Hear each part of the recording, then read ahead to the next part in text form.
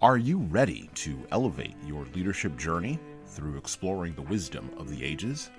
Subscribe to the Leadership Lessons from the Great Books podcast on all major podcast platforms, including Apple iTunes, Spotify, and YouTube Music. You can also find us everywhere else podcasts are available. If you find value in our episodes, please leave a 5-star review on Apple, Spotify, and of course, YouTube. We need those reviews to grow, and it is truly the easiest way to help other leaders and lovers of literature discover this show. And thank you for your support. Hello, my name is Hasan Sorrells, and this is the Leadership Lessons from the Great Books podcast, shorts. There's no co-host on these shorts episodes. These are now round 15-minute long ideas, thoughts, and sometimes rants from myself about what is going on at the intersection of literature, leadership, society, and culture here in the 21st century.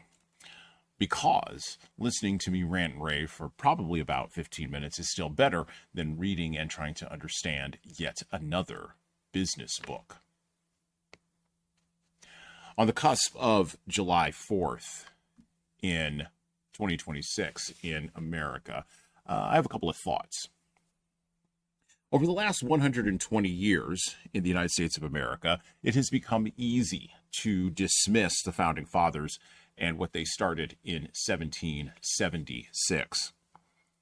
Progressives do it, ranging from former Princeton University president and former U.S. President Woodrow Wilson, all the way to current mayor of New York City, Zohran Mamdani.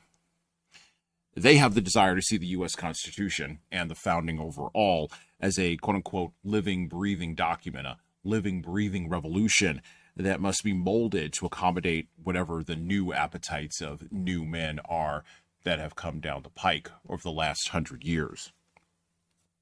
Then on the other side of the equation in America, there are the libertarians, all the way from Calvin Coolidge to Rand Paul and Ron Paul, who view the U.S. Constitution as a document that not only isn't being ruthlessly followed, but also is a document that didn't go far enough at its founding in freeing men from the vagaries and the appetites of other men.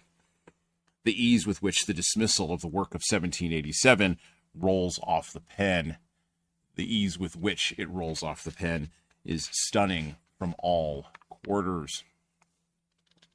However, the most pernicious dismissals of the work of the founding come from people both on the political left and the political right who believe that liberal democracy and totalitarian communism have something in common, and that the demons that live in democratic and liberal world order assumptions have actually destroyed the American founding and destroyed the American project.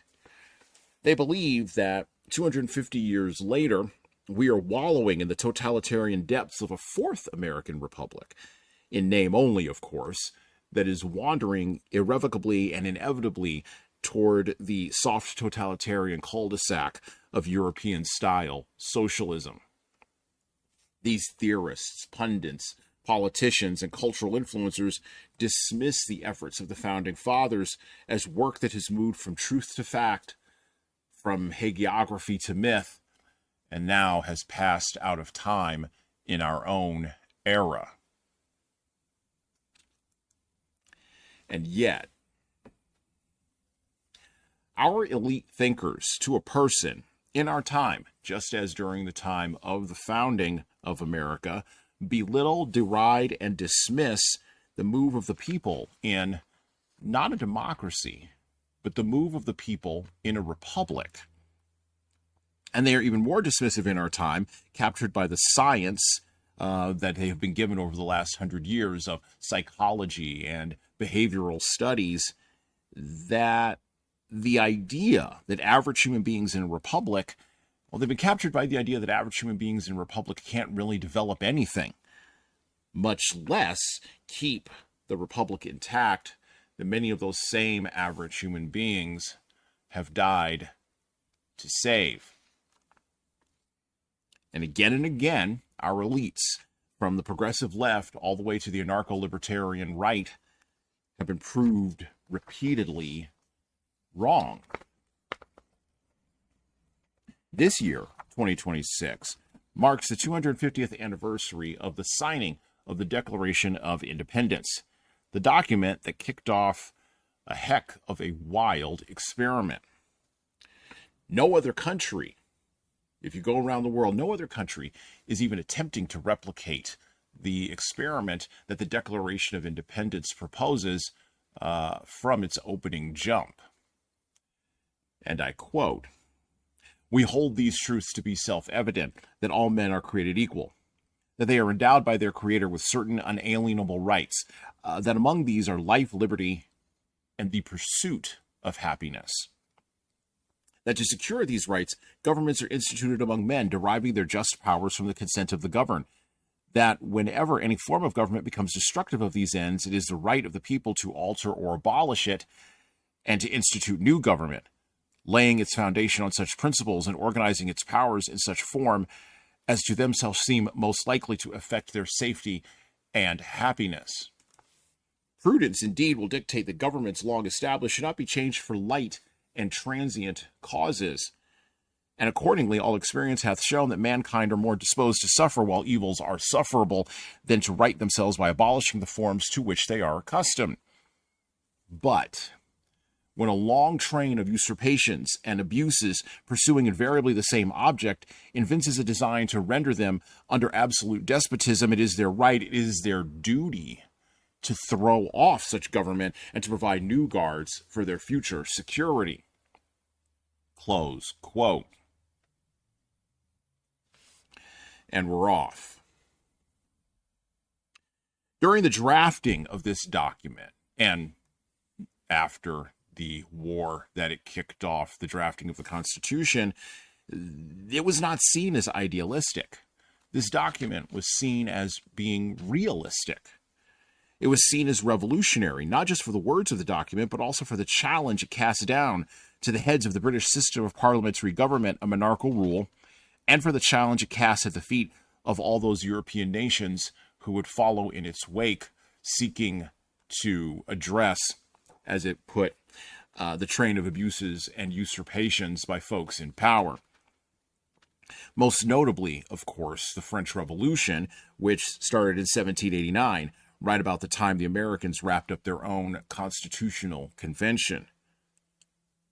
The great challenge of this document has been pushed, prodded, questioned, doubted, and debated ever since. Faiths, ethnicities, races, classes. This is a question: can they actually, in lived practice, exist together in one unified nation without warring, without breaking apart, without factionalizing, tribalizing, and while pursuing, but not necessarily always getting, happiness? Can that actually happen? That has been the grand question that lies at the base of this raucous experiment that the Founding Fathers themselves doubted would last even 20 years after the Constitution, much less for the last 250. And now, at this time, in our era, in the lifetime of the people who are listening to and watching me now, we are embarking on yet another strange historical turn. America has come through yet another 80-year-long historical cycle that began in relative global peace at the end of the apocalypse known as World War II and ended in the ridiculousness of the COVID-19 pandemic. We have dragged against their will the naysayers, the skeptics, the elites, and even the common man through a confusing historical landscape over the last 80 years of wars, economic strife, presidential ambitions, technological wizardry, and entertainment spectacles that make the bread and circuses of the ancient Romans look almost tame by comparison. We have come through all of that and more, and we are now at the cusp. We are now on the brink of experiencing a new set of historical circumstances. America is changing as it ever has. The Republic is evolving as it ever does. The people inside of it are driving the bus, whether our elites want to admit it or not, towards a future that will be better than the past we just came through. All we lack in our time are the words, the soaring rhetoric, the appeals to the vision that our founders graciously lent to us. Partially, we lack this because of the ways in which our literacy has shifted over the last 20 or 30 years. Partially, we lack it because the people who deliver speeches, and even the people who write the speeches that they deliver, don't know how to write or deliver a vision. And partially, we lack this because our commonly held spiritual life is in deep flux. But despite all the problems, despite all the challenges, never, ever bet against the American people. We fight each other, for sure. We battle internally about the meaning of the deep inside baseball that is what it means to be an American, exactly. We seem to always be at odds with each other if observed from the outside all the time. We're a confusing mishmash of differing opinions and verbal sparring. That is, until a spiritual or psychic click occurs somewhere far away from the internet where you're watching me now. We have built, unguided by the elites who believe they rule us, and unenforced by the military and cultural might we reluctantly project. Once that click happens, once that clicks over, or as it is known these days among the kids, once a vibe shift happens, Americans, for the most part, all get silently on board with whatever the shift is, whatever the click is that has happened, having decided that the future is going to look, well, still a lot like the vision laid out in 1776 in the Declaration of Independence. And then we ruthlessly move forward to execute on the next step in that vision yet again, proving all the doubters, all the naysayers, and all the critics wrong just one more time. And well, happy birthday, America. That's it for me. Order my latest book, 12 Rules for Leaders, The Foundation of Intentional Leadership, with Bradley Madigan. This book offers insights, ideas, and presents a framework for addressing the most pressing challenges in the postmodern leadership landscape we are navigating today. Pick up the paperback, hardcover, or ebook everywhere you buy books, and leave a review on Amazon. And thanks.